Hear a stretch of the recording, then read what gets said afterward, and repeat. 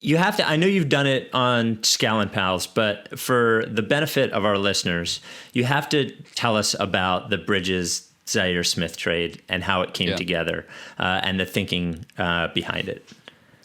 Yeah, so it was that was my last draft in the Suns front office, Spike. It was in 2018.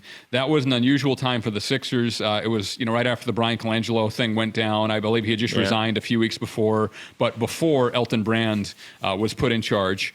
So it was a little bit nebulous time for the Sixers, or at least externally for the other 29 teams, looking at Philly, saying again, who's in charge, or if we want to do a trade, do we call Brett Brown or call somebody else in the front office and this and that. So that was unusual, Spike, because the deal to some extent was done in reverse, and let me explain what I mean by that. Is we had the number 1 pick in Phoenix, and then we had the 16th pick, right? So we took DeAndre Ayton 1, and then there was a big gap. Half the first round goes, and then coming back at 16, and we weren't enamored with any of the players in the range at 16. There were a few we liked, okay, but we thought there was a big gap from the late lottery, like 9 to 14 or 9 to 13, 14, and who was going to be there at 16.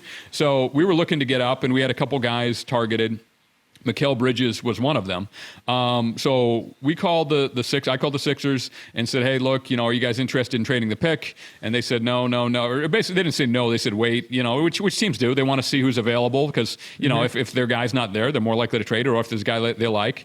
And so I called the Sixers, when I think the 9th pick had just been announced. I said, okay, you guys open? They said, no, there's a guy we like. We're going to take him. I said, okay, who is it? They said, Mikal Bridges from Villanova. I said, makes sense, but I thought it was a perfect fit for the roster, with Simmons and Embiid and all that. And I said, okay, that was one of the guys, not the only guy, but I said that was one of the guys we really liked. We're coming back again at 16. We have other assets. We'd obviously, they're not going to trade just the 10th pick for 16 and nothing else. They'd want something else good. So I said, we're coming back again at 16. We'd pay a pretty good premium to get Mikal Bridges. He's one of the guys we really like. But it's on you now. We're going to act like we're picking 16, but call us back, as we get closer to 16, if you want to do a deal or discuss a deal, and we'll give you something good to get Bridges, and you can have the 16th pick. So sure enough, it was probably around pick 15. The phone rings, and we don't know who it is, obviously, but Zhaire Smith was still on the board. So pick 15 comes and goes. And like even on the clock, it's being negotiated at pick 16. And I give them credit; they drove a hard line. This is not any reporting guys. This is just my interpretation.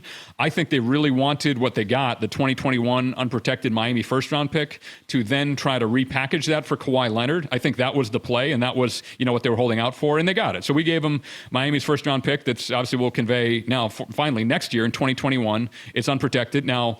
Knowing what we know now, I think we all think what we kind of anticipated happening at the time was that Miami's going to have a very good team, likely, and that pick's probably in the mid to late 20s, which has less value, obviously, than a pick in the top 5 or 10 or even in the lottery. So that was our calculation. All right, if you look at the Miami Heat's track record, they're, again, stable organizations, Eastern Conference, South Beach, all that. They're going to be pretty good. That was our thought. But I understood Philly's thought too. So anyways, that was the deal.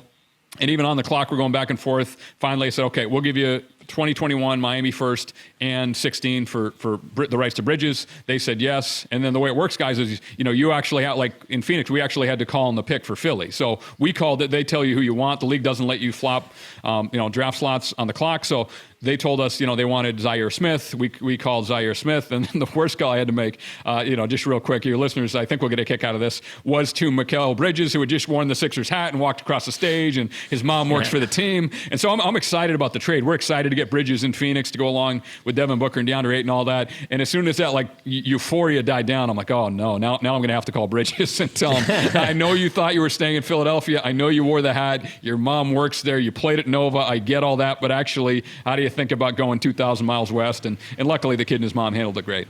Yeah. Well, so you mentioned it was sort of ambiguous as to who was running things. So when you say you called the Sixers, who does that deal happen with?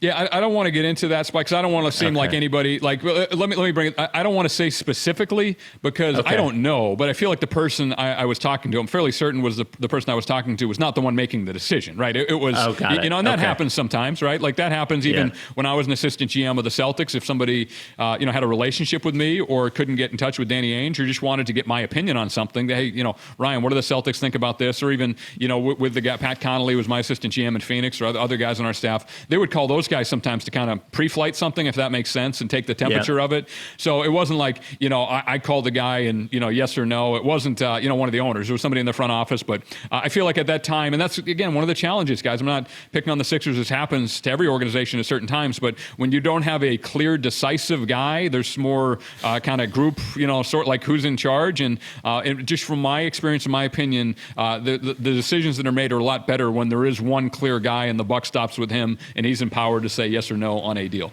Yeah, it sounds like you were right as far as the Philadelphia Nebulous Sixers go, and I hope that the mascot Franklin the dog was nice to you on the phone.